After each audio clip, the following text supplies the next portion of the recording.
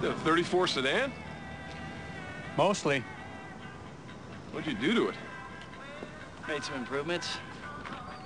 It's got a 60 nail head, backed up 39 LaSalle transmission, and a 40 banjo rear end. 2 Fords and a Buick. My name is Jimmy White. The company name is Circle City Hot Rods, and I'm the owner.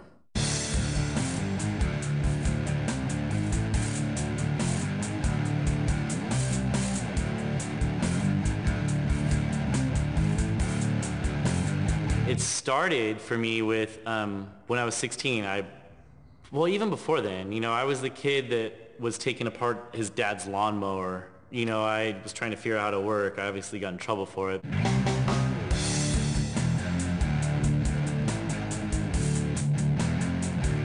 You know anything about hot rods? No. Hot rods are stripped down versions of mostly Ford cars that guys back in the 30s, probably late 30s, pre-World War II, they started finding out ways if they took parts off the car, they were lighter and faster. All motor, no weight. They discovered, you know, that they could start hopping up the engines and doing stuff to the engines, taking weight off the cars, and they started racing, and it just kind of derived from there. How fast does it go? Well, that one does a quarter in 11 seconds. This one's gonna scare people. The early dry lakes guys would probably be, you know, the pioneers. You know, the early speed equipment manufacturers, guys like Vic Edelbrock. You know, a lot of the guys that opened up the early speed shops. Alex Adzidius, he opened SoCal Speed Shop really early. You know, there's a lot of early drag racing pioneers. You know, the guys that were at the malt shop Friday night racing. Those are the early pioneers. Those are the guys that were making their cars faster and better.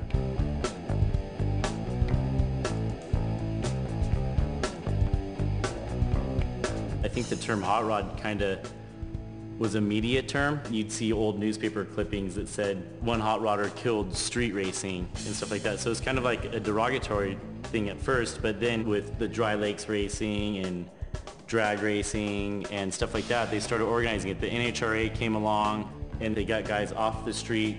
They weren't street racing as much and they were taking it to the tracks. Modification process started with the cars.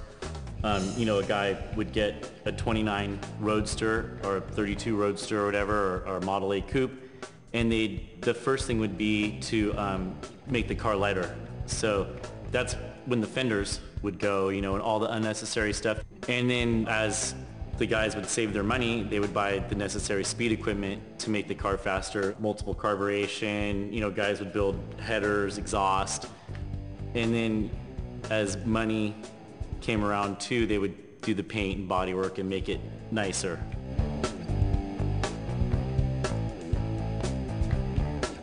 When you turn the key for the first time to fire up the engine, after you're done building the car, it's amazing. Like, everybody kind of just stands back and like, whoa, you know, it's running.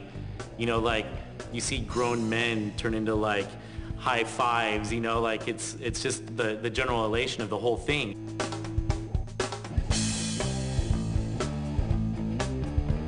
The coolest thing I think about hot rods and cars is that you could give 10 guys the same car and it would be built 10 different ways.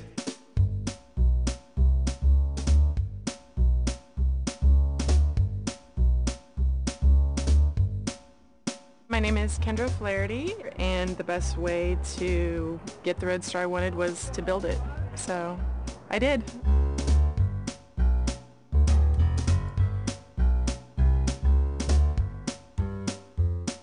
This is a Cadillac 390, and I've always loved Cadillacs and the motors. They're just a great motor. It was the first overhead V8. I love the power that it can make, and I have a Edelbrock 2.4 intake on it.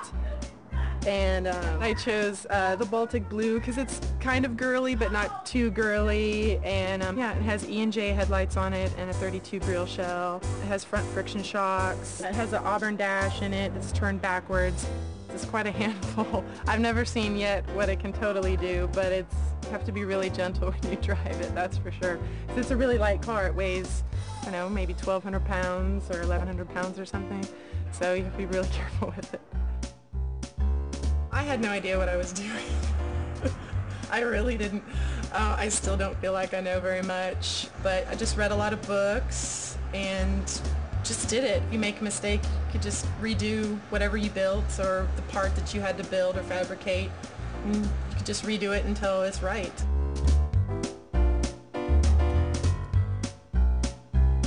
There aren't really a lot of women. I mean, there are some that they have husbands that have shops, and so they're around because of that, and they're around because they like it as well.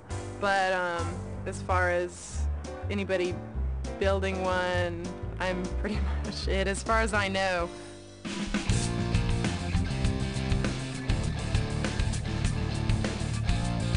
I think a lot of the girls, their boyfriends are probably out in the garage and they're probably like, hey, I'm out in here in the house, like, I want to be out there. It's hard to get taken seriously, but I understand, because if I saw a girl, honestly, I probably wouldn't believe she built it either. But mostly people are impressed. Some people with egos might not believe that you know what you're talking about, and that's the way it is. Right now, hot rods are huge. And I think it's just because it's something kind of different. Lots of young people that, are into it now that normally, 16-year-old kids, or even building cars with their parents, so the parents had maybe a hot rod in high school, and so now it's a good chance for the family to go out in the garage and build a car together. A roadster is kind of like a Harley with 4 wheels. They want that sense of freedom. I get in my roadster and drive down the freeway going 75 miles an hour and I feel like I'm unstoppable. It's a way of expressing ourselves, of having specific cars like this especially. So it's kind of who you are as a person is your car. Like, if this car could be a person, it's me.